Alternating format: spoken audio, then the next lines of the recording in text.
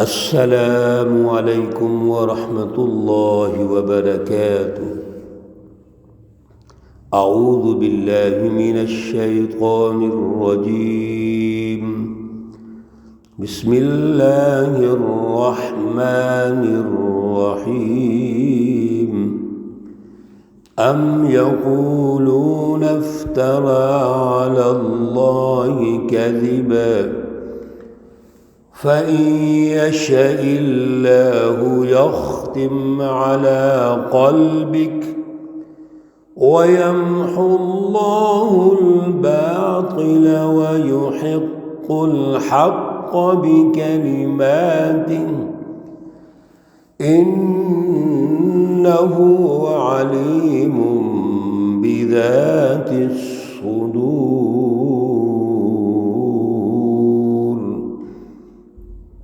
صدق اللہ العلی العظیم۔ اللہم صلی علی سیدنا ومولانا محمد النبی الامی وعلی آلہ واصحابہ وبارک وسلم وصلی علیہ۔ معزز سامعین و سامعات، سورۃ الشورى پارہ نمبر 25، آیات مقدسہ نمبر 24، 25 اور 26۔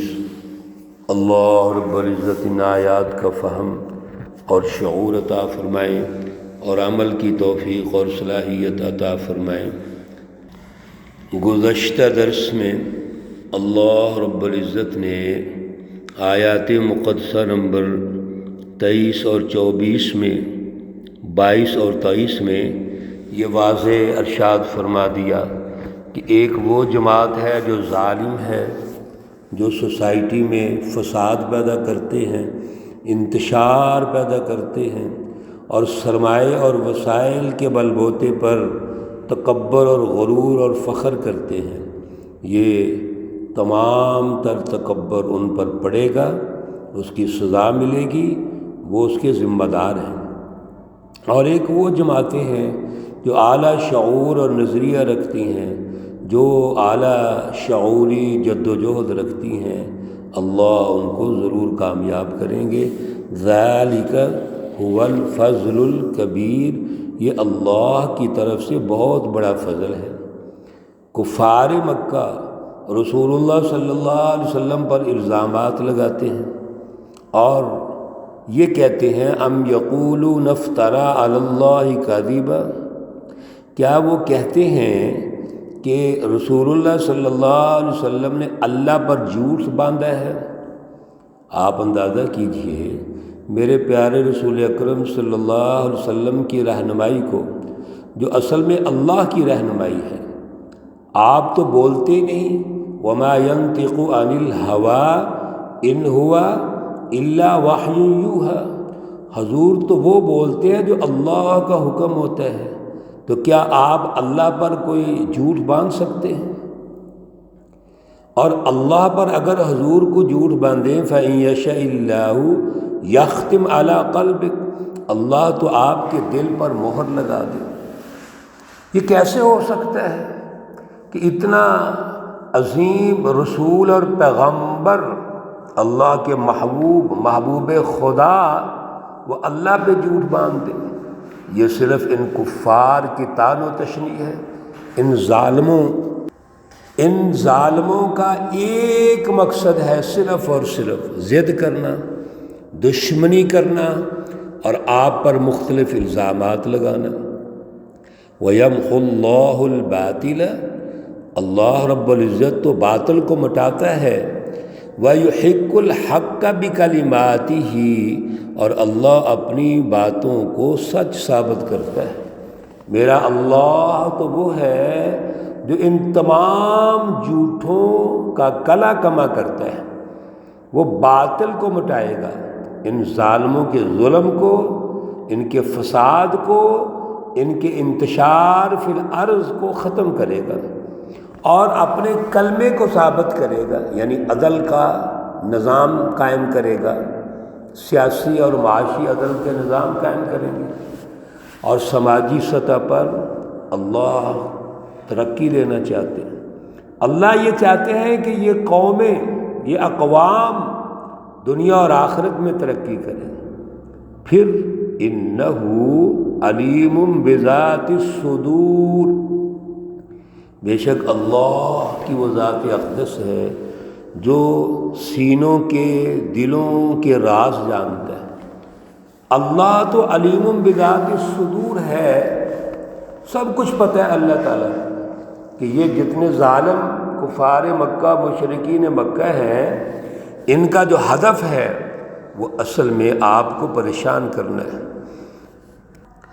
دوسری طرف دیکھیے وَهُوَ الَّذِي يَقْبَلُ التَّوْبَةَ عَنْ عِبَادِهِ، اللہ کی ذات اقدس وہ ہے جو توبہ قبول کرتا ہے اپنے بندوں سے۔ وَيَعْفُو عَنِ السَّيِّئَاتِ، اور وہ برائیاں، ان کی خطائیں، غلطیاں معاف کرتا ہے۔ وَيَعْلَمُ مَا تَفْعَلُونَ، اور جانتا ہے جو کچھ تم کرتے ہو۔ میرے عزیزو، اللہ علیم بذات الصدور ہے۔ پھر جو اللہ کے راستے میں محنت کرتا ہے، جد و جہد کرتا ہے، تو اگر اس سے کوئی غلطی سرزد ہو جائے تو فوراً اللہ توبہ قبول کرتے ہیں اور ان کے گناہوں کو معاف کرتے ہیں۔ اور سب سے بڑی بات یہ ہے کہ وَيَعْلَمُ مَا تَفْعَلُونَ، اللہ جانتے ہیں جو بھی تم کرتے ہو۔ اللہ جل جلالہ سے، اللہ شان والے سے، عظمت والے سے کوئی چیز پوشیدہ نہیں ہے۔ وَيَسْتَجِيبُ الَّذِينَ آمَنُوا، اور وہ دعا سنتا ہے، قبول کرتا ہے، الذین آمنوا وعملوا الصالحات، ان لوگوں کی دعائیں جو اعلیٰ ایمان رکھتے ہیں اور اعلیٰ شعوری جد و جہد رکھتے ہیں۔ پچھلے درس میں بھی 2 دفعہ یہ لفظ گزرے، آمنوا وعملوا الصالحات، یہاں پھر اللہ نے ارشاد فرما دیا، اور یہ الفاظ بے شمار جگہوں پہ آ رہے ہیں۔ عام طور پہ ہم ترجمہ یہ کر کے آگے گزر جاتے ہیں، ایمان والے اور عمل صالح والے۔ بھائی ایمان سے کیا مراد ہے، عمل صالح سے کیا مراد ہے، اس کو واضح نہیں کرتے۔ اور پھر عمل صالح کے متعلق ہمارا جو ذہن اور سوچ ہے بالکل محدود ہو جاتے ہیں۔ سب سے پہلے یہ سمجھو کہ ایمان کا مرکز تو دل ہے۔ ایمان اور یقین یہ دل میں ہوگا تو نتائج پیدا ہوں گے۔ تصدیق بالقلب، اور زبان سے اس کا اظہار ہوگا، اقرار باللسان، اور پھر پوری ہماری جو باڈی ہے وہ اس کا اظہار کرے گی۔ اس لیے ایمان اعلیٰ نظریے کو کہتے ہیں، اعلیٰ شعور کو کہتے ہیں، اور عامل الصالحات جو نیک اعمال ہیں اصل میں وہ شعوری جد و جہد ہے۔ جتنی اعلیٰ اور شعوری جد و جہد ہوگی، اعلیٰ ایمان کے مطابق، اعلیٰ ویژن کے مطابق، میرے عزیزو، اتنے ہی اچھے نتائج نکلیں گے۔ اس لیے ایمان کا مفہوم بھی واضح ہونا چاہیے، عمل صالح کا مفہوم بھی واضح ہونا چاہیے۔ تو یہ جو اعلیٰ ایمان والے ہیں اور اعلیٰ سچی جماعت والے ہیں، جن کے ہاں شعوری جد و جہد ہے، اللہ فرماتے ہیں کہ ان کی دعائیں قبول ہوتی ہیں، اللہ ان کی دعاؤں کو سنتے ہیں۔ دیکھیں کتنی بڑی بات اللہ نے ارشاد فرما دی، وَيَزِيدُهُم مِّن فَضْلِهِ، بلکہ اللہ اپنے فضل سے زیادہ دیتے ہیں۔ وہ بھی دیتے ہیں جو مانگتے ہیں، اور وہ بھی دیتے ہیں جو نہیں مانگتے۔ اور جو مانگتے ہیں اگر وہ اللہ ان کے مانگنے کے مطابق ادا کریں گے تو اس سے بھی زیادہ ادا کریں گے جو وہ مانگ رہے ہیں۔ میرے عزیزو، یہ وہ اللہ ہے جو قدردان ہے اپنے بندوں کے لیے، انہ غفور شکور۔ میرا اللہ کیسے ممکن ہو سکتا ہے کہ اپنے بندوں کو نظر انداز کرے؟ وہ اللہ کے بندے ہیں، سچی جماعتوں کا جو مشن ہے وہ اللہ کا ہوتا ہے، سچی جماعتوں کا جو نظریہ ہے، جو ان کی فلسفی ہے، جو ان کا پروگرام ہے، وہ اللہ کی طرف سے ہے، ان کا اپنا ذاتی تو نہیں ہے۔ اور پھر سچی جماعتیں محض گفتگو نہیں کرتی، کوئی تقریریں کا جھاڑ دی اور گھر بیٹھ جائے، نہیں، بلکہ وہ جد و جہد کرتی ہیں۔ میرے پیارے رسول اکرم صلی اللہ علیہ وسلم نے جماعت سازی کا مرحلہ اختیار کیا، مکہ المکرمہ میں جماعت سازی کی۔ جب جماعت تیار ہو گئی تو آپ اس شعوری جد و جہد کے نتیجے میں اگلے مرحلے میں داخل ہوتے ہیں اور وقت کے دشمن کے ساتھ مقابلہ ہوتا ہے، اس سے پنجہ آزمائی ہوتی ہے اور اللہ نے ان کو شکست دے دی۔ اللہ نے پیارے رسول اکرم صلی اللہ علیہ وسلم اور سچی جماعت کو کامیاب کر دیا، اور پھر اللہ دیتے رہے، کیسے؟ وَيَزِيدُهُمْ مِنْ فَضْلِ۔ غزوہ بدر ہوتا ہے، ریاست مدینہ قائم ہوئی تو غزوہ بدر ہو گیا، اگلے سال غزوہ احد ہو گیا، 2 سال بعد غزوہ خندق ہو گیا، اگلے سال صلح حدیبیہ ہوگی 6 ہجری میں، سن 7 ہجری میں غزوہ خیبر ہو گیا، اور سن 8 ہجری میں اللہ کا گھر فتح ہو گیا اور ریاست مکہ تشکیل پا گئی، پورے حجاز میں انقلاب آ گیا، اسلام کا عادلانہ نظام قائم ہو گیا۔ یہ ہے وَيَزِيدُهُمْ مِنْ فَضْلِ، اور اللہ کی سچی جماعت نے انسانی حقوق کو قائم کر دیا، بلا لحاظ رنگ و نسل مذہب، سب کو ان کے حقوق ان کی دہلیز پر پہنچائے۔